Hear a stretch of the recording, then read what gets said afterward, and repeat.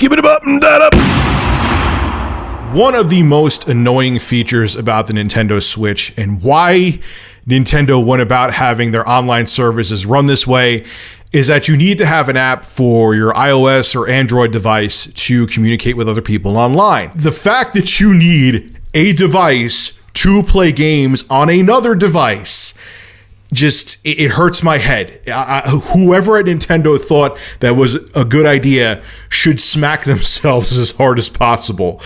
It amazes me that someone thought that was a genius move to do. But anyway, ranting about that again is beating a dead horse, so let's continue. Well, one of the most annoying things, beyond the fact that you have to have an app on your smartphone to have communication online when you play games on Switch, which already is a major fail in and of itself, is that when your phone went to sleep, and say you're using voice chat on your phone to play games on Switch like Splatoon, your voice chat would be cut off.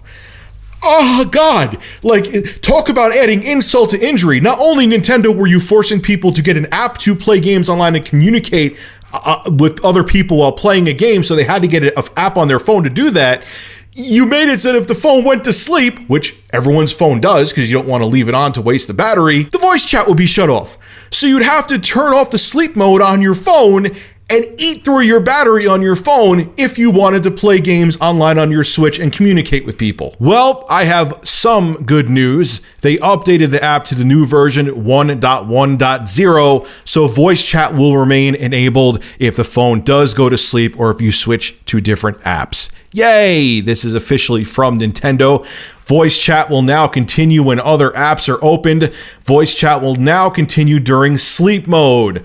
Hallelujah. I mean, you still need the app to communicate, but at least now you don't have to have your phone on and burn through your battery or possibly mess up your OLED screen. Whoopee. So great, Nintendo, you fixed a glaring flaw, which how you actually missed that when you originally created the app is beyond me, but you fixed one of the biggest flaws of the Nintendo Switch online app for iOS and Android. Congratulations. Here's my golf clap for you.